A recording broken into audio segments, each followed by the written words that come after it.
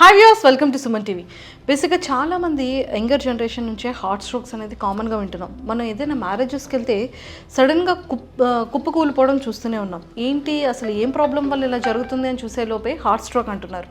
అసలు ఎక్కువ కార్డియో చేసినా కూడా హార్ట్ స్ట్రోక్ వచ్చే ప్రమాదం ఉంది అంటున్నారు. అసలు ఈ హార్ట్ స్ట్రోక్ అంటే ఒకప్పుడు మనకు అనిపించేది 50+ ఉన్న వాళ్ళకి మాత్రమే హార్ట్ స్ట్రోక్, పెద్దవాళ్ళకి ఏజ్ పెద్దదైన తర్వాత వాళ్ళకి అనేది. ఇప్పుడు జనరేషన్ చూసుకుంటే 20, 18, 16 ఇయర్స్ నుంచి కూడా హార్ట్ స్ట్రోక్స్ అనేది ఎక్కువగా వింటూనే ఉన్నాం. అసలు ఈ హార్ట్ స్ట్రోక్స్ ఎందుకు వస్తున్నాయి, అసలు ప్రాబ్లం ఏంటి, అసలు అవేర్నెస్లో ఎలా తీసుకువెళ్ళాలి, అసలు చాలామంది కూడా ఈ హార్ట్ స్ట్రోక్స్లో చాలా డౌట్స్ ఉంటూనే ఉన్నాయి. సో వీటన్నిటి గురించి ఈరోజు మనతో చాలా క్లియర్గా మాట్లాడడానికి డాక్టర్ విజయ్ కుమార్ గారు, cardiologist at doctors Vijayan healthy heart hospital నుంచి మన శ్రీకాకుళం నుంచి మాట్లాడుతున్నాము. సో డాక్టర్ గారితో మాట్లాడి చాలా విషయాలు తెలుసుకుందాం. Hello sir. హలో అండి. Welcome to Suman TV. Thank you అండి. సార్, అసలు బేసిక్గా అంటే చాలామంది జనాలు మనం చూస్తూనే ఉన్నామన్నమాట. లైక్ విజిట్కి వస్తారు, ఏమైంది అంటే హార్ట్ స్ట్రోక్ అంటారు. దేనివల్ల వచ్చింది అంటే బీపీ షుగర్ ఉండడం వల్ల మీకు హార్ట్ స్ట్రోక్ వచ్చింది అని వాళ్ళకి చెప్తారు.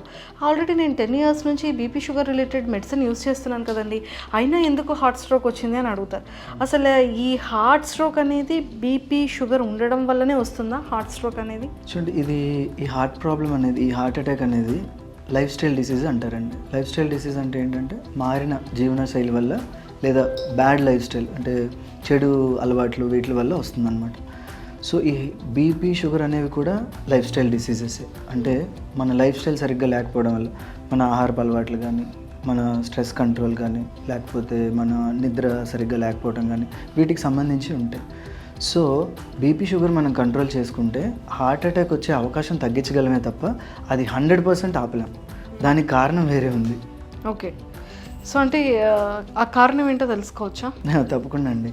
ఇప్పుడు చూడండి, ఎప్పుడైనా సరే మనం బీపీని షుగర్ని అదొక సెపరేట్ జబ్బులాగా, సెపరేట్ డిసీజ్ లాగా చూస్తాం కదా, అది మొట్టమొదటి మనం చేసిన తప్పు.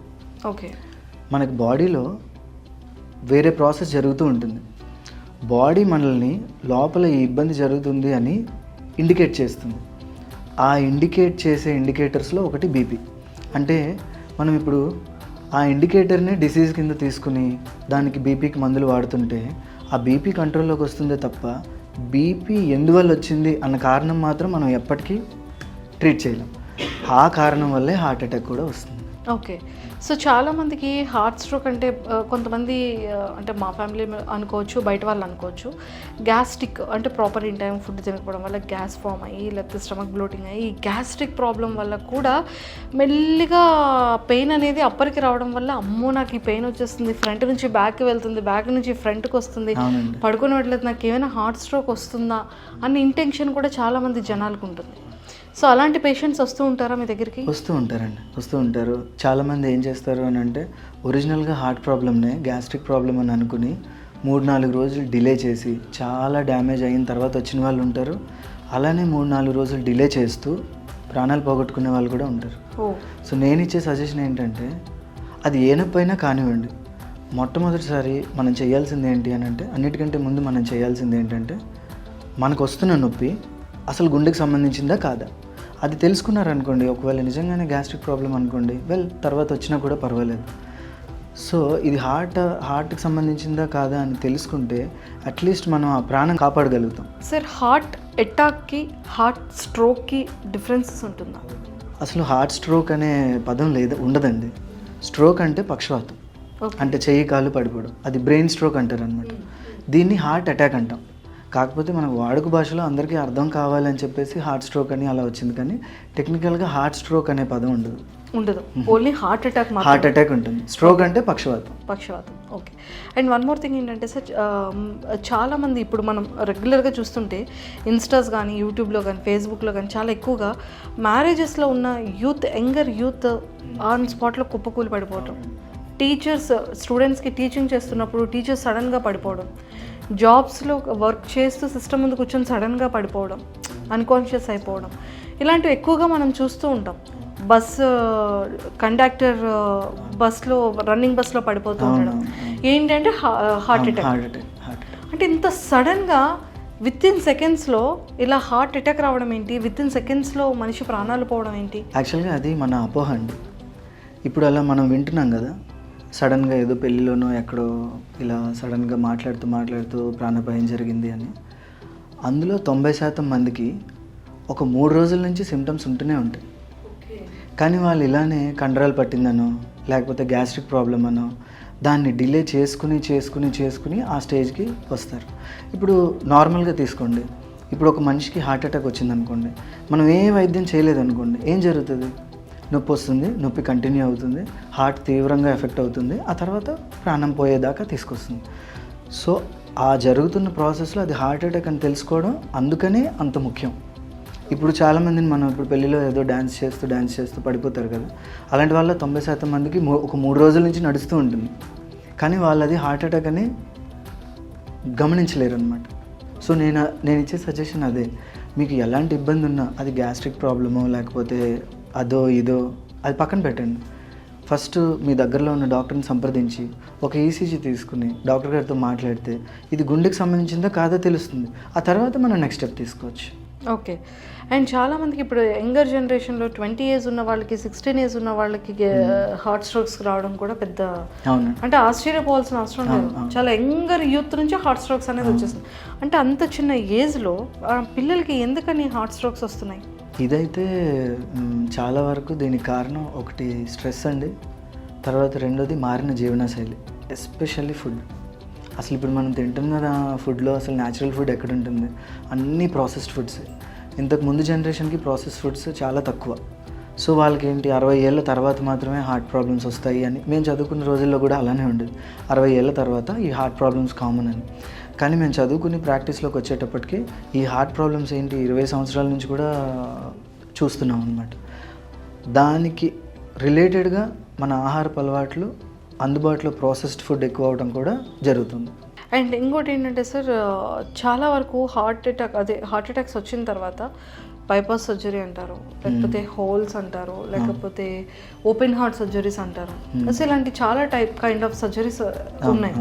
అసలు ఈ సర్జరీస్ వరకు వెళ్ళాలా, లేకపోతే మెడిసిన్తో కూడా క్యూర్ అయ్యే ఛాన్సెస్ ఉంటుంది? లేదండి. ఇప్పుడు మనకి ఏదైనా హార్ట్ అటాక్ వచ్చిందనుకోండి, అప్పుడు మనం ఎగ్జాక్ట్గా లోపల ఏం జరుగుతుంది అని తెలియడానికి యాంజియోగ్రామ్ అని ఒక టెస్ట్ చేస్తాం. యాంజియోగ్రామ్ చేసిన తర్వాత అందులో ఉన్న లెవెల్ ఆఫ్ ప్రాబ్లం, అంటే ఎంత ఎక్కువ ప్రాబ్లం ఉంది అన్నదాన్ని బట్టి ఈ ట్రీట్మెంట్ ఆప్షన్స్ ఉంటాయి. కొంతమందికి మందులతో సరిపోతుంది, కొంతమందికి స్టెంటింగ్ వరకు వెళ్తుంది, కొంతమందికి ఓపెన్ హార్ట్ సర్జరీ చేయాల్సి వస్తుంది అనమాట. లోపల ఉన్న యాంజియోగ్రామ్ రిపోర్ట్ ప్రకారం మన ప్రోటోకాల్ ఉంటుంది. ఓకే సార్, వీటిలో హార్ట్ అటాక్స్లో టైప్స్ ఉంటాయా? టైప్స్ అంటే ఉంటాయండి, చాలా రకాలు ఉంటాయి. అందులో మోస్ట్ డేంజరస్ ఉంటాయి, మైల్డ్ హార్ట్ అటాక్స్ కూడా ఉంటాయి. సార్, మీరు ఇందాక ఒక ఆన్సర్ చెప్పారు, అంటే లైక్ మనకి గ్యాస్ట్రిక్ పెయిన్ చాలామంది హార్ట్ పెయిన్ అనుకొని కూడా వస్తూ ఉంటారు, బట్ అలా రావడం కూడా ఇంపార్టెంట్. బట్ హార్ట్ అటాక్ పెయిన్కి అండ్ అలానే గ్యాస్ట్రిక్ పెయిన్కి డిఫరెన్సెస్ ఏమైనా ఉంటుందా? ఆ సిమ్టమ్స్ ఏమైనా కనిపిస్తాయా? మనం ఎలా ఫైండ్ అవుట్ చేయొచ్చు ఇది గ్యాస్ట్రిక్, ఇది హార్ట్ అటాక్ అనే పెయిన్ని మనం ఎలా డిఫర్స్ చేసుకోవచ్చు? ఓకే, ఇప్పుడు ప్రజల్లో చాలా అపోహలు ఉన్నాయండి. ఏంటంటే హార్ట్ అటాక్ సంబంధించిన నొప్పి ఓన్లీ ఇలా సెంటర్లోనే ఉంటుంది, లేదా ఎడం చేతికే వెళ్తుంది, లేదా కుడి చేతికి వెళ్తుంది అని. ఇప్పుడు మీరు 100 మంది పేషెంట్స్ని తీసుకున్నారనుకోండి, ఆ 100 మందిలోనూ నొప్పి ఒక్కొక్కరికి ఒక్కొక్కలా ఉంటుంది. సో మనం ఇప్పుడు ఎడం చేతి వైపు చెస్ట్ పెయిన్ వచ్చిన తర్వాత ఆ నొప్పి సెంటర్లో వచ్చి ఎడం చేతికి లాగుతుంది అని అంటే ఆ పేషెంట్కి అలా లాకపోవచ్చు. కేవలం దానివల్లనే అతను అదే గ్యాస్ట్రిక్ ప్రాబ్లం అని అనుకుని ఉండిపోవచ్చు. అర్థమైందండి? సో అందుకని హార్ట్ అటాక్కి వచ్చేటప్పుడు సిమ్టమ్స్ నొప్పి ఇలానే ఉంటుంది అని పెట్టుకోకండి, నొప్పి ఇలానే ఉంటుంది అని కూడా ఉండదు. మీకు ఈ ఏరియాలో అది గ్యాస్ట్రిక్ అనిపించినా లేకపోతే ఏ నొప్పి అనిపించినా దగ్గరలో ఉన్న డాక్టర్ గారిని కలిసి ఒక ఈసీజీ తీసుకుని డాక్టర్ గారితో మాట్లాడి ముందు ఇది గుండెకి సంబంధించింది కాదు అని నిర్ధారణ అయిన తర్వాతే మీరు వేరే పనిలోకి వెళ్ళాలి. Okay, super. అండ్ సార్, అంటే హార్ట్ స్ట్రోక్స్లో డిఫరెన్సెస్ చెప్పారు, మైల్డ్ ఉంటుంది, మేజర్ ఉంటుంది. సో అసలు మైల్డ్ హార్ట్ స్ట్రోక్స్కి, మేజర్ హార్ట్ స్ట్రోక్స్కి డిఫరెన్సెస్ ఏంటి? ఇప్పుడు ఈ చాలా రకాలు ఉంటాయండి. ఇప్పుడు హార్ట్ ప్రాబ్లమ్స్ అంటే చాలా రకాలు ఉంటాయి. ముఖ్యంగా అసలు మనకి నొప్పి ఎందుకు వస్తుందంటే, మన గుండె ఉంటుంది కదా, గుండెకి రక్తనాళాలు సప్లై చేస్తాయి. ఆ రక్తనాళాల్లో ఎక్కడైనా బ్లాక్ ఏర్పడింది అనుకోండి, ఆ గుండెకి సప్లై సరిగ్గా అందక నొప్పి వస్తుంది. సో అది స్టార్టింగ్లో ఎలా ఉంటుందంటే, మామూలుగా ఉన్నప్పుడు నొప్పి ఏమి ఉండదు, నడిస్తే మెట్లు ఎక్కితే లేకపోతే బరువైన పనులు చేస్తే నొప్పి వస్తూ ఉంటుంది అనమాట. మళ్ళీ వాళ్ళు కొంచెం రిలాక్స్ అయితే నొప్పి తగ్గిపోతుంది. అది మనకి ఎర్లీ సైన్, అదొక వార్నింగ్ సైన్ అనమాట. అలా ఎప్పుడైనా అనిపిస్తే దగ్గరలో ఉన్న డాక్టర్ని కలవడం చాలా మంచిది. ఇందులో మోస్ట్ సివియర్ ఫామ్ ఎలా ఉంటుంది అని అంటే మన నడకతోనూ పనితోని సంబంధం లేకుండా మనం కూర్చున్న పడుకున్న విపరీతమైన చెమటలు పట్టి నొప్పి వచ్చి వాంతులు ఇలా అవ్వటం, ఇది మేజర్ సిమ్టమ్స్ అనమాట. ఇది ఎమర్జెన్సీ, ఇప్పుడు అర్జెంటుగా వెళ్ళాలన్నమాట. ఓకే. అండ్ ఇంకొకటి చెప్పారు, అంటే లైక్ మన హాస్పిటల్లో చాలామంది చాలా ప్రాబ్లమ్స్తో వస్తూ ఉంటారు మీ హాస్పిటల్కి.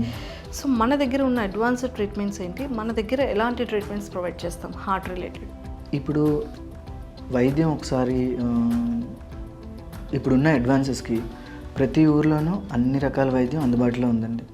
మనం డిఫరెన్షియేట్ చేసుకోవాలి అనుకుంటే ఇప్పుడు మనం హార్ట్ ప్రాబ్లమ్కి ఎలా అప్రోచ్ అవుతాము అని అంటే, ఒకటి స్క్రీనింగ్ అండ్ డయాగ్నోసిస్, 2 ట్రీట్మెంట్.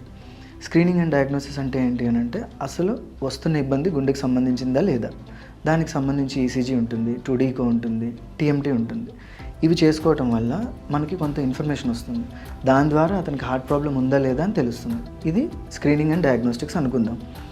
ఇక ట్రీట్మెంట్ విషయానికి వస్తే, నొప్పి వచ్చిన తర్వాత మనకి యాంజియోగ్రామ్ చేసి దానికి స్టెంటింగ్, అవసరమైతే ఓపెన్ హార్ట్ సర్జరీ చేయాలి. ఆ ఫెసిలిటీస్ అన్నీ ఇప్పుడు శ్రీకాకుళంలో అవైలబుల్గా ఉన్నాయండి. ఇప్పుడు నేను జెమ్స్లో చేస్తున్నాను, జెమ్స్లో కన్సల్టెంట్ కార్డియాలజిస్ట్ని. అక్కడ అన్ని రకాల సదుపాయాలు ఉన్నాయి, గుండెకి సంబంధించింది A to Z. సో చాలామంది ఇప్పుడు హార్ట్ అటాక్స్ వచ్చిన తర్వాత వన్స్ సర్జరీ అయిన తర్వాత స్టంట్స్ వేసుకుంటారు, కొంతమంది బైపాస్ సర్జరీ ఉంటుంది. మెడిసిన్ అనేది రెగ్యులర్ యాజ్ యూజువల్గా యూజ్ చేస్తూ ఉంటారు. వన్స్ వచ్చిన తర్వాత సర్జరీ అయ్యాక మెడిసిన్స్ యూజ్ అయిన తర్వాత కూడా మళ్ళీ హార్ట్ అటాక్ వచ్చే ఛాన్సెస్ ఉంటుందా? ఆ మనిషిని బట్టి ఉంటుందండి. అది ఏంటంటే ఇప్పుడు హార్ట్ అటాక్ రావడానికి ఒక కారణం ఉంటుంది కదా. సపోజ్ లెట్స్ సే బీపీయో, షుగరో, లేకపోతే ఎక్కువ బరువు ఉండటమో, లేకపోతే స్మోకింగో, ఇలాంటివి. దీనివల్ల హార్ట్ అటాక్ వచ్చింది. సో ఈ హార్ట్ అటాక్కి వాళ్ళు ట్రీట్మెంట్ తీసుకున్నారు. ఓకే, ఇప్పుడు ఈ హార్ట్ అటాక్కి స్టెంట్ వేస్తే దానికి మందులు వాడుకుంటూ ఉంటారు. సో ఇప్పుడు మనం హార్ట్కి సంబంధించిన మందులు ఎలాగో వేసుకుంటూ ఉంటాం, కానీ హార్ట్ అటాక్ రావడానికి కారణాలు ఉన్నాయి చూడండి. బీపీ, షుగరు, కొలెస్ట్రాల్, లేకపోతే స్మోకింగ్. వీటిని అదుపులో పెట్టుకోలేదనుకోండి మళ్ళీ రెండోసారి హార్ట్ అటాక్ వచ్చే అవకాశం ఉంటుంది. లేదు, ఈసారి హార్ట్ అటాక్ వచ్చినప్పుడు దాని గురించి తెలుసుకుని దేనివల్ల అయితే హార్ట్ అటాక్ వచ్చిందో వాటిని కంట్రోల్లో పెట్టుకున్నారనుకోండి, అప్పుడు మనం వాళ్ళల్లో రెండోసారి హార్ట్ అటాక్ రాకుండా నివారించగలం. అండ్ వీళ్ళు హార్ట్ అటాక్ వచ్చే వాళ్ళకి బేసిక్గా డాక్టర్స్ కేరింగ్ ఎలా ఉంటుంది, డాక్టర్స్ చెప్పే రూల్స్ ఎలా ఉంటాయి? అంటే ఈ ఫుడ్ తినాలి, ఈ ఫుడ్ తినకూడదు, ఇవి అవాయిడ్ చేయాలి, అలాంటివి ఏమైనా ఉంటాయా? ఉంటాయండి, కానీ అది మనిషిని బట్టి ఉంటాయి, మనిషికి మారుతూ ఉంటాయి. సపోజ్ ఇప్పుడు ఒక పేషెంట్ ఉన్నారనుకోండి, అతనికి బీపీ, షుగర్, కొలెస్ట్రాల్ ఇలాంటివి బయటికి ఏమీ తెలియకుండా హార్ట్ అటాక్ వచ్చిందనుకోండి, వాళ్ళు ఒక సెపరేట్ సబ్సెట్ కింద వస్తారు. సో వాళ్ళు తీసుకోవాల్సిన జాగ్రత్తలు వేరేలా ఉంటాయి. లేదు, ఒక పేషెంట్కి బాగా హై కొలెస్ట్రాల్ ఉంది, దానివల్ల హార్ట్ అటాక్ వచ్చిందనుకోండి, వాళ్ళు తీసుకోవాల్సిన డైట్ ప్యాటర్న్ వేరేగా ఉంటుంది. లేదు, ఒక పేషెంట్కి షుగర్ ఉండి హార్ట్ ప్రాబ్లం వచ్చిందనుకోండి, వాళ్ళు తీసుకోవాల్సింది వేరేగా ఉంటుంది. సో ఇది పేషెంట్కి మారుతూ ఉంటుంది. సో ఇది మీ డాక్టర్ గారితో మాట్లాడి మీకు అనుగుణంగా డాక్టర్ గారి సలహా తీసుకోవడం మంచిది. ఎస్ సార్, ఇది బ్లడ్లో కొలెస్ట్రాల్ ఉండడం వల్ల కూడా హార్ట్ అటాక్ చాలా ఎక్కువగా వస్తాయని వినడం జరుగుతుంది. అవునండి. సో ఈ బ్లడ్ కొలెస్ట్రాల్ అనేది అంత డేంజరస్ ఉంటుందా? అంటే చాలామంది చూడడానికి చాలా ఫిట్గా ఉంటారు, చాలా స్లిమ్గా, హెల్దీగా కనిపిస్తారు, కొంతమంది ఓవర్గా వెయిట్ ఉంటారు. అవునండి. సో ఇందులో ఉన్న వాళ్ళకి బ్లడ్ కొలెస్ట్రాల్ ఉంటుంది, ఇందులో ఉన్న వాళ్ళకి బ్లడ్ కొలెస్ట్రాల్ ఉంటుంది. అంటే అది జెనెటిక్ ప్రాబ్లం వల్ల ఉంటుందా, లేకపోతే వాళ్ళ బాడీ తత్వాన్ని బట్టి ఉంటుందా, తీసుకునే ఫుడ్ బట్టి బ్లడ్లో కొలెస్ట్రాల్ అనేది ఉంటుందా, దేనివల్ల ఉంటుంది? మనం అనవసరంగా ఈ జెనెటిక్స్ మీదకి తోసేస్తామండి. More than 95% of the times మనం తీసుకునే ఆహారం బట్టే ఉంటుంది కొలెస్ట్రాల్ అనేది. మన బ్లడ్లో కొలెస్ట్రాల్ అనేది మనం తీసుకునే ఆహారం మీద డిపెండ్ అయి ఉంటుంది. లేదంటే ఎక్సర్సైజ్ మీద కూడా చాలా తక్కువే డిపెండ్ అవుతుంది. అలా తీసుకుంటే ఇప్పుడు ఈ అథ్లెట్స్ కానీ, ఎక్సర్సైజ్ చేసేవాళ్ళు కానీ, ఇప్పుడు మన సినిమా సెలబ్రిటీస్ కానీ, వాళ్ళందరూ చాలా వర్కౌట్స్ చాలా రెగ్యులర్గా చేస్తారు కదా. అయినా వాళ్ళకి ఎందుకు వస్తుంది అని అంటే వాళ్ళ డైట్ ప్యాటర్న్ కానీ లేదా వేరే అలవాట్లు కానీ దానివల్ల వస్తుంది. Okay. And last question sir, మీరు ఆల్రెడీ అంటే ఎలాంటి ఫుడ్ విషయంలో అనేది చాలా క్లారిటీగా చెప్పారు. కొంతమంది నాలుక కింద మెడిసిన్ యూజ్ చేస్తారు హార్ట్ అటాక్ రాకుండా. అసలు ఆ క్యాప్సిల్ ఎంతవరకు యూజ్ అవుతుంది, ఎలాంటి వాళ్ళు యూజ్ చేసుకోవాలి? లేదండి, దాన్ని సార్బిట్రేట్ అంటారు. అది నాలుగు కింద పెడతాం అనమాట. అది ట్రీట్మెంట్ కాదండి, అది పేషెంట్కి చెస్ట్ పెయిన్ వచ్చిన తర్వాత అక్కడి నుంచి హాస్పిటల్కి వెళ్ళే లోపు ఆ నొప్పి తగ్గడానికి మాత్రమే. ఆ క్యాప్సిల్. ఆ ట్యాబ్లెట్ ఓకే. టెంపరీ నాలుగు కింద ఎందుకు పెట్టుకుంటాము అని అంటే మన పొట్టలోకి వెళ్ళి అరిగి బ్లడ్లోకి వెళ్ళకుండా డైరెక్ట్గా నాలుగులో ఉండే రక్తనాళాల నుంచి డైరెక్ట్గా బ్లడ్లోకి వెళ్ళిపోవడానికి నాలుగు కింద పెడతారనమాట. Okay. Okay. And one question sir, ఇప్పుడు హార్ట్ అటాక్ అనేది చాలా ఎక్కువగా స్ట్రెస్ వల్ల, ఆల్కహాల్ స్మోక్ వల్ల అండ్ మారిన లైఫ్ స్టైల్ వల్ల ఎక్కువగా వస్తుంది. సో ఈ స్మోక్, ఈ డ్రింకింగ్, ఈ గుట్కాస్ ఇవన్నీ కూడా ఎంతవరకు హార్ట్ మీద ఎఫెక్ట్ పడుతుందని చెప్పొచ్చు? డ్రింకింగ్ కంటే కూడా ఈ స్మోకింగ్ గుట్కా అనేది చాలా ఎఫెక్ట్ చూపిస్తుందండి. ఇప్పుడు ఈ హార్ట్కి సప్లై చేసే రక్తనాళాల్లో బ్లాకేజెస్ అని మాట్లాడుకున్నాం కదా, ఆ బ్లాక్ని చాలా వేగంగా పెరిగేలాగా చేస్తుంది ఈ కొలెస్ట్రాల్ కానీ ఈ స్మోకింగ్ హ్యాబిట్స్ కానీ. Thank you sir, thank you so much and nice talking to you. Thank you so much. So చూసారు కదా, మనకి చాలా క్లియర్గా చాలా విషయాలు ఈరోజు అయితే తెలుసుకున్నాం. బ్లడ్లో కొలెస్ట్రాల్ అనేది ఎంత డేంజరస్ అండ్ అలానే మనకి సో ఈ హార్ట్ అటాక్ కానీ అండ్ అలానే గ్యాస్ట్రిక్ ప్రాబ్లమ్స్ కూడా ఆ పెయిన్ అనేది మనం ఎలాగా ఐడెంటిఫై చేయొచ్చు, అసలు రెండు ఈక్వల్గా చాలామంది వస్తారు, బట్ అలా రావడం కూడా మంచిదే. అది ఏ ప్రాబ్లం అనేది చాలా క్లారిటీగా తెలుస్తుంది. సో ఎవరైనా సరే మీకు గ్యాస్ట్రిక్ ప్రాబ్లం అనుకొని ఎవరు నెగ్లిజెన్సీ చేయకండి, ఖచ్చితంగా కార్డియాలజిస్ట్ని అప్రోచ్ అవ్వండి. సో దాన్ని బట్టి కూడా మన హెల్త్ ఏంటి ప్రాబ్లం అనేది కూడా మనకి చాలా క్లారిటీగా తెలుస్తుంది. సో మన శ్రీకాకుళంలో డాక్టర్ విజయాస్ హెల్తీ హార్ట్ హాస్పిటల్ని మీరు విజిట్ చేయాలి అనుకున్నా, మీకు ఎలాంటి హార్ట్ రిలేటెడ్ ప్రాబ్లమ్స్ గురించి తెలుసుకోవాలన్నా కింద స్క్రోల్ అవుతున్న కాంటాక్ట్ నెంబర్కి ఇప్పుడే కాంటాక్ట్ అవ్వండి. Thank you. నమస్తే.